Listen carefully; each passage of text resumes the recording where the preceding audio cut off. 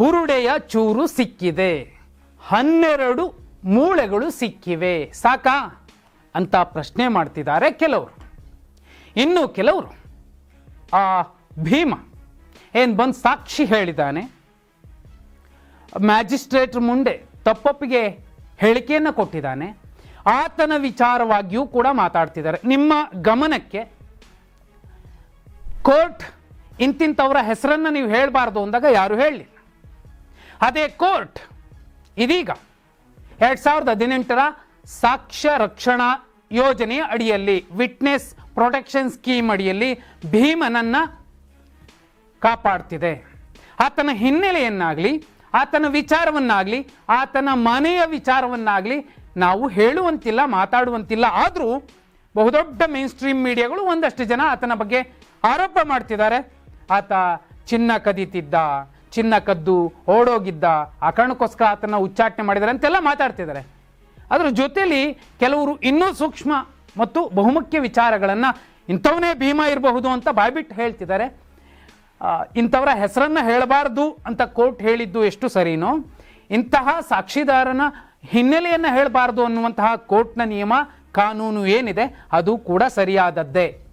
ಇಬ್ಬರದ್ದು ಸುಳ್ಳು, ಇಬ್ಬರದ್ದು ತಪ್ಪು ಅಂತಲ್ಲ. ಆ ಯಾರದ್ದು ತಪ್ಪು, ಯಾರದ್ದು ಸರಿ, ಯಾರದ್ದು ಸುಳ್ಳು, ಯಾರದ್ದು ಸತ್ಯ ಅನ್ನುವಂಥದ್ದು ಬೆಳಕಿಗೆ ಬರಬೇಕಿದೆ. ಆ ಕಾರಣಕ್ಕೋಸ್ಕರ ತನಿಖೆ ನಡೀತಿದೆ. ಬಹುಪಾಲು ಜನಕ್ಕೆ ಮೊದಲಿಂದಲೂ ಒಂದು ನಿರೀಕ್ಷೆ ಇತ್ತು, ಸಹಾಯವಾಣಿ ಯಾಕೆ ಮಾಡಿಲ್ಲ ಅಂತ. ನಿನ್ನೆ ಅಧಿಕೃತವಾಗಿ SIT ಟೀಮ್ ಒಂದು ಸಹಾಯವಾಣಿಯನ್ನು ತೆರೆದಿದೆ. ನೋಡಿ, ಒಂದು ಪ್ರೆಸ್ ನೋಟ್ ರಿಲೀಸ್ ಮಾಡಿದೆ. ಏನಿದೆ ಹೇಳ್ತೀನಿ. ಧರ್ಮಸ್ಥಳ ಪೊಲೀಸ್ ಠಾಣಾ ಅಪರಾಧ ಕ್ರಮಾಂಕ 39/2025 ಕಲಂ 311/A BNS ಪ್ರಕರಣದ ತನಿಖೆಗಾಗಿ ಈಗಾಗಲೇ ವಿಶೇಷ ತನಿಖಾ ತಂಡವನ್ನು ರಚಿಸಲಾಗಿರುತ್ತದೆ. ವಿಶೇಷ ತನಿಖಾ ತಂಡವು ಮಂಗಳೂರು ನಗರದಲ್ಲಿ ಕಚೇರಿಯನ್ನು ಸ್ಥಾಪಿಸಿರುತ್ತದೆ. ಈ ಪ್ರಕರಣದ ಬಗ್ಗೆ SITಯನ್ನು ಸಂಪರ್ಕಿಸಲು ಅಥವಾ ಮಾಹಿತಿ ನೀಡಲು SIT ತಂಡವನ್ನು ಈ ಕೆಳಕಂಡಂತೆ ಸಂಪರ್ಕಿಸಬಹುದಾಗಿದೆ. ಕಚೇರಿ ವಿಳಾಸ ನಿರೀಕ್ಷಣಾ ಮಂದಿರ, ಮಲ್ಲಿಕಟ್ಟೆ, ಕದ್ರಿ, ಮಂಗಳೂರು ನಗರ, ದಕ್ಷಿಣ ಕನ್ನಡ ಜಿಲ್ಲೆ. ಬೆಳಗ್ಗೆ 10 ಗಂಟೆಯಿಂದ ಸಂಜೆ 5 ಗಂಟೆ ತನಕ ಸಿಗ್ತೀವಿ ಅಂತ ಹಾಕಿದ್ದಾರೆ. ದೂರವಾಣಿ ಸಂಖ್ಯೆ 2 ಸಲ ಹೇಳ್ತೀನಿ. 0824 2005301. ದೂರವಾಣಿ ಸಂಖ್ಯೆ 0824 2005301. ಮೊಬೈಲ್ ನಂಬರ್ ಅಥವಾ ವಾಟ್ಸಪ್ ನಂಬರ್ 8277 986 369. 8277 986 369. ಇಮೇಲ್ ಅಡ್ರೆಸ್ಸು ಕೊಟ್ಟಿದ್ದಾರೆ. Small letter sitdps@ksp.gov.in. ಸಹಾಯವಾಣಿ ಸಿಕ್ಕಿದೆ. ಇಲ್ಲಿ ಬಹುಮುಖ್ಯವಾಗಿ 3 ವಿಚಾರಗಳನ್ನು ನಿಮ್ಮ ಗಮನಕ್ಕೆ ತರಬೇಕಿದೆ. ಒಂದು, ಈಗ ಸಿಗಬಹುದಾದಂತಹ ಮೂಳೆಗಳ ಲೆಕ್ಕಾಚಾರ ಒಂದು ಕಡೆ. 13ನೇ ನಂಬರ್ ಪಾಯಿಂಟ್ ಅಲ್ಲಿ ಸಾಕಷ್ಟು ಸಾಕ್ಷಿಗಳು, ಶವಗಳ ಅಸ್ಥಿಪಂಜರಗಳು ಸಿಗ್ತಾವೆ ಅಂತ ಪದೇ ಪದೇ ಭೀಮ ಹೇಳ್ತಿದ್ದಾನೆ. ಅದರ ಜೊತೆಯಲ್ಲಿ ಆತನ ಬಗ್ಗೆ ಕೆಲವರೇನು ಆರೋಪ ಮಾಡ್ತಿದ್ದಾರೆ, ಆತ ಚಿನ್ನ ಕದೀತಿದ್ದ, ಆ ಕಾರಣಕ್ಕೋಸ್ಕರ ಅವನನ್ನ ಉಚ್ಚಾಟನೆ ಮಾಡಲಾಗಿದೆ ಅನ್ನುವಂತಹ ಗಂಭೀರ ಆರೋಪ ಮಾಡ್ತಿದ್ದಾರೆ.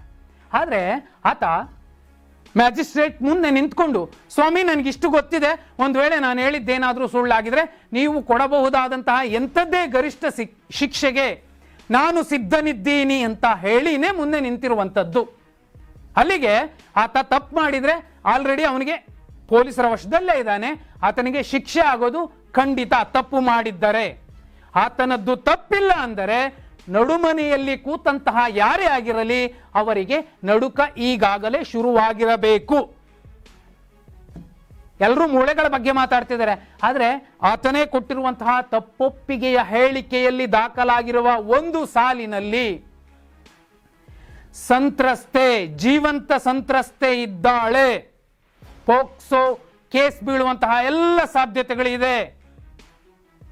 ಜೀವಂತ ಸಂತ್ರಸ್ತೆ, ಜೀವಂತ ಸಾಕ್ಷಿ ಭೀಮನನ್ನ ಬಿಟ್ಟರೆ ಮತ್ತೂ ಒಬ್ಬರಿದ್ದಾರೆ. ಯಾರವರು? ಅದಲ್ವಾ ಚರ್ಚೆ ಆಗ್ಬೇಕಿರೋದು. ಮೂಳೆ ಬಿಡ್ರಿ, ಏನು ಹಾಗೆ ಹೀಗೆ ಅಂತೆಲ್ಲ ಮಾತಾಡ್ತಾರೆ. ಜೀವಂತವಾಗಿ ಸಂತ್ರಸ್ತೆಯೊಬ್ಬಳು ಹೇಳಿದರೆ ಏನಾಗಬಹುದು ಯೋಚನೆ ಮಾಡಿ. ಈ ಕಾರಣಕ್ಕೋಸ್ಕರನೇ ವಿಟ್ನೆಸ್ ಪ್ರೊಟೆಕ್ಷನ್ ಸ್ಕೀಮ್ 2018 ಅಡಿಯಲ್ಲಿ ಆತ ಎಲ್ಲ ರಕ್ಷಣೆಯನ್ನು ಪಡ್ಕೊಂಡಿದ್ದಾನೆ ಆ ಕಡೆ. ಆದರೆ ಒಂದು ದೊಡ್ಡ ಪ್ರವಾಹಕ್ಕೆ ಎದುರಾಗಿ ಸಣ್ಣ ಹುಲ್ಲು ಕಡ್ಡಿಯಂತೆ ನಿಂತಿರುವಂತಹ ಭೀಮನ ವಿಚಾರವಾಗಿ ಸಾಕಷ್ಟು ಜನ ಆರೋಪ ಮಾಡ್ತಿದ್ದಾರೆ. ನೋಡಿ, ಯಾರೇ ಆಗಲಿ ಬಲಿಷ್ಠನೊಬ್ಬ ಸಣ್ಣವನನ್ನು ಹಿಡ್ಕೊಂಡು ಹೊಡಿತಿದ್ರೆ ಫಸ್ಟು ಯಾರೇ ಆದರೂ ಮಾನವೀಯತೆ ಇರೋರು, ಹೇ ಅವ್ನಿಗೆ ಯಾಕಪ್ಪ ಹೊಡಿತಿದ್ಯಾ, ಅವ್ನು ಅಷ್ಟಿದ ನಿನ್ನ ಏಟ್ ಬಿದ್ದರೆ ಅವ್ನು ಸತ್ತೋಗಲ್ವಾ ಅಂತ ಹೇಳ್ತಾರೆ. ಆದರೆ ಇಲ್ಲಿ ಉಲ್ಟಾ, ಅವನೇ ಸರಿ ಇಲ್ಲ. ಸಿಂಪಲ್, ಒಬ್ಬ ಮನುಷ್ಯ ಮಾನವೀಯತೆ ಇರೋನು ಯಾರೇ ಆಗಲಿ, ಅವ್ನಿಗೇನು ಗೊತ್ತಿದೆಯಪ್ಪ, ಅವನೇನೋ ಹೇಳ್ಬಿಟ್ಟಿದ್ದಾನೆ, ಸತ್ಯಾಸತ್ಯತೆ ಗೊತ್ತಾಗ್ಲಿ ಬಿಟ್ಬಿಡ್ರಿ ಅಂತ ಹೇಳೋದಕ್ಕೂ ಅವನೇ ಸರಿ ಇಲ್ರಿ ಅಂತ ಹೇಳೋದಕ್ಕೂ ಎಷ್ಟು ವ್ಯತ್ಯಾಸ ಇದೆ. ಅದಲ್ವಾ ಆಗಬೇಕಾಗಿರೋದು. ಆದರೂ ಆರೋಪ ಮಾಡ್ತಿದ್ದಾರೆ, ಅದು ತಪ್ಪು. ಹೇಗೆ ಕೆಲವರ ಹೆಸರನ್ನು ಹೇಳಬಾರ್ದು ಅಂತ ಕೋರ್ಟ್ ಹೇಳುತ್ತೋ ಅದೇ ರೀತಿ ಆತನ ಹಿನ್ನೆಲೆಯನ್ನು ಹೇಳಬಾರ್ದು. ಸತ್ಯಾಸತ್ಯತೆ ಗೊತ್ತಾದ್ಮೇಲೆ ಅವನಿಗೆ ತಪ್ಪೇ ಮಾಡಿದರೆ ಅವನಿಗೆ ಶಿಕ್ಷೆ ಖಂಡಿತ ಆಗುತ್ತೆ, ಆಗಲೇಬೇಕು ಕೂಡ, ತಪ್ಪ್ಯಾರೇ ಮಾಡಿದ್ರು ಕೂಡ. ನೋಡಿ, ಆತನೇ ಹೇಳಿರೋ ಮತ್ತು ಕೊಟ್ಟಿರುವ ಹೇಳಿಕೆಯ ಪ್ರಕಾರ ಜೀವಂತ ಸಂತ್ರಸ್ತೆ ಇದ್ದಾಳೆ. ನಾಳೆ ಕೋರ್ಟ್ ಮುಂದೆ ಬಂದ್ರೆ ಏನೆಲ್ಲ ಆಗಬಹುದು ಅನ್ನೋದಕ್ಕೆ SIT ಟೀಮ್ ಆ ಕಡೆಯಿಂದ ಅಷ್ಟೇ ಬರ್ತಿದೆ. ಇನ್ನೂ ಅದಕ್ಕೆ ಸಾಕಷ್ಟು ದಿಕ್ಕುಗಳ ದೃಷ್ಟಿಕೋನಗಳ ತನಿಖೆ ಇದೆ, ಅದಕ್ಕೆಲ್ಲ ಅವಕಾಶಗಳು ಇದ್ದಾವೆ. ಮೊದಲು ತಂದಂತಹ ತಲೆಬುರುಡೆಯಿಂದಲೇ ಅವರು ತನಿಖೆಯನ್ನು ಆರಂಭಿಸಬಹುದು. ಆದರೆ ಇಲ್ಲಿ ನೋಡಿ, ನಾನು ನಿಮ್ಗೆ ಹೋಗಿ ಹೇಳ್ತೀನಿ, 2014 ಹೊತ್ತಿಗೆ ನಾನು ಅನುಭವಿಸುತ್ತಿದ್ದ ಮಾನಸಿಕ ಹಿಂಸೆಯು ಅಸಹನೀಯವಾಗಿತ್ತು. ಮೇಲ್ವಿಚಾರಕರ ಸಂಪರ್ಕದಲ್ಲಿದ್ದ ವ್ಯಕ್ತಿಯೊಬ್ಬನಿಂದ ನನ್ನ ಕುಟುಂಬದ ಬಾಲಕಿಯೂ ಲೈಂಗಿಕ ಕಿರುಕುಳಕ್ಕೊಳಗಾದಾಗ ನಾವೆಲ್ಲರೂ ಅಲ್ಲಿಂದ ಕೂಡಲೇ ತಪ್ಪಿಸಿಕೊಳ್ಳಬೇಕೆಂದು ಅರಿತೆವು. ಇಲ್ಲವಾದಲ್ಲಿ ಅಲ್ಲೇ ಅಂತ್ಯ ಕಾಣುವ ಭಯ ಜೋರಾಯಿತು. ಡಿಸೆಂಬರ್ 2014 ನಾನು ನನ್ನ ಕುಟುಂಬದೊಂದಿಗೆ ಅಲ್ಲಿಂದ ಓಡಿ ಹೋದೆ. ನಾವು ಎಲ್ಲಿಗೆ ಹೋದ್ವಿ? ಯಾರಿಗೆ ಸುಳಿವು ಕೊಡಲಿಲ್ಲ, ಹೋದ್ವಿ. ನನ್ನ ಕುಟುಂಬದ ಬಾಲಕಿಯೂ ಲೈಂಗಿಕ ಕಿರುಕುಳಕ್ಕೊಳಗಾದಾಗ ಅನ್ನುವಂತಹ ಸಾಲಿದೆಯಲ್ಲ, ಯಾವ ಮೇಲ್ವಿಚಾರಕ, ಆ ಮೇಲ್ವಿಚಾರಕನ ಮೇಲೆ ಯಾವ ಮುಟ್ಟಾಳ ಇದ್ದ, ಆ ಮುಟ್ಟಾಳನ ಮೇಲೆ ಮತ್ತೊಬ್ಬ ಯಾರಿದ್ದ, ಎಲ್ಲರನ್ನೂ ಕೂಡ ಕರೆದು ಕೇಳ್ತಾರಲ್ವಾ. ಆತ ಬರ್ಕೊಟ್ಟಿರೋದು ತಪ್ಪೋ ಸುಳ್ಳೋ ನಿಜಾನೋ ಬೇರೆ, ಆರೋಪ, ಸತ್ಯಾಸತ್ಯತೆ ಗೊತ್ತಾಗಬೇಕು. ಒಂದು ಬಾಲಕಿಯನ್ನು ಕೂಡ ಆಕೆ ಮೇಲೆ ಲೈಂಗಿಕ ಕಿರುಕುಳಕ್ಕೊಳಗಾದಳು ಅನ್ನುವಂತಹ ಸಾಲಿದೆಯಲ್ಲ, ನಾಚಿಕೆ ಆಗ್ಬೇಕಲ್ವಾ. ಮಾನ ಮರ್ಯಾದೆ ಅನ್ನುವಂಥದ್ದೇನಾದ್ರೂ ನಾಲ್ಕಾಣಿಗೆ ಇದ್ರೆ ಬಾಲಕಿ ಮೇಲೆ, ಅರೆ ಬೇರೆ ಬೇರೆ ಹೆಣ್ಣು ಅಂದ್ರೆ ಬೇರೆಯವ್ರ ಮೇಲೆ ದೌರ್ಜನ್ಯ ಮಾಡಬೇಕು ಅಂತ ಹೇಳ್ತಿಲ್ಲ. ಆ ಬಾಲಕಿ ಒಂದು ದೇವತೆಗಳ ಸಮ, ಆ ಪುಟ್ಟ ಮಕ್ಕಳು, ಅಂಥವ್ರ ಮೇಲೂ ಕೆಟ್ಟ ಕಣ್ಣು ಬೀಳುತ್ತೆ ಅಂದ್ರೆ ಅವ್ರು ಇನ್ನೆಷ್ಟು ವಿಕೃತರಿರಬೇಕು. ನಮ್ಮನ್ನೇ ಹೇಳೋರಿಲ್ಲ ಕೇಳೋರಿಲ್ಲ, ನಾವೇನು ಬೇಕಾದರೂ ಮಾಡಬಹುದು. ಹೆಣ್ಣು ಮಕ್ಕಳು ಅಥವಾ ಯಾರೋ ಹೊರಗಿನವರು ಕಾಲಡಿ ಬೀಳುವಂತಹ ಒಂದು ಹೂವಿನ ರೀತಿಯಲ್ಲೋ ಅಥವಾ ಹುಳದ ರೀತಿಯಲ್ಲೋ ಹೊಸ್ಕಾಕೋಕೆ ರೆಡಿ ಇದ್ದೀವಿ ಅನ್ನುವಂತಹ ಒಂದು ಸಂದೇಶ ನೀಡ್ತಿದಾರಲ್ವ. ಆತ ಬರೆದು ಕೊಟ್ಟಿರುವಂತಹ ಹೇಳಿಕೆಯಲ್ಲಿನ ಸಾಲುಗಳು ಇವು: ನನ್ನದೇ ಕುಟುಂಬದ ಬಾಲಕಿಯು ಲೈಂಗಿಕ ಕಿರುಕುಳಕ್ಕೊಳಗಾದಾಗ ಅಂತ ದಾಖಲಿಸಿದ್ದಾನೆ ಅಂದ್ರೆ ಆ ಸಂತ್ರಸ್ತೆ ಇದ್ದೇ ಇರ್ತಾಳೆ. ನಾಳೆ ಹೇಗಾಗಿದೆ ಅಂದ್ರೆ ಈತನದ್ದು ಪಾಪನೋ ಸತ್ಯನೋ ಅದು ತನಿಖೆ ಹೇಳುತ್ತೆ. ಆತ್ಮಾಹುತಿ ಬಾಂಬರಾಗಿದ್ದಾನೆ, ಆ ಸೌಜನ್ಯಗೋಸ್ಕರನೋ, ಆ ವೇದವಲ್ಲಿ ಅಮ್ಮನಿಗೋಸ್ಕರನೋ, ಪದ್ಮಲತಾ ಅವ್ರಿಗೋಸ್ಕರನೋ, ಅನನ್ಯ ಭಟ್ಗೋಸ್ಕರನೋ, ಹೀಗೆ ಹೇಳ ಹೆಸರಿಲ್ಲದಂತಹ ಅದೆಷ್ಟೋ ಹೆಣ್ಣು ಮಕ್ಕಳ ಕಾರಣಕ್ಕೋ ಸುಸೈಡ್ ಬಾಂಬರ್ ಆಗಿದ್ದಾನೆ. ಬರ್ಕೊಟ್ಬಿಟ್ಟಿದ್ದಾನೆ.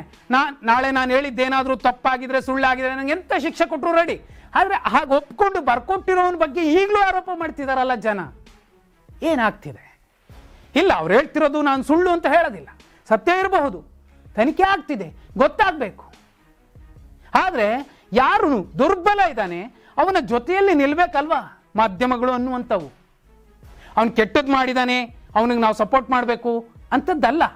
ಸತ್ಯಾಸತ್ಯತೆ ಗೊತ್ತಾಗುವ ತನಕ ಬಲಿಷ್ಠರ ಎದುರಲ್ಲಿ ನಿಂತವನಿಗೆ ಒಂದು ಸಣ್ಣ ಆತ್ಮಸ್ಥೈರ್ಯವನ್ನು ತುಂಬುವಂತಹ ಕೆಲಸವಾದರೂ ಆಗಬೇಕಾಗತ್ತೆ.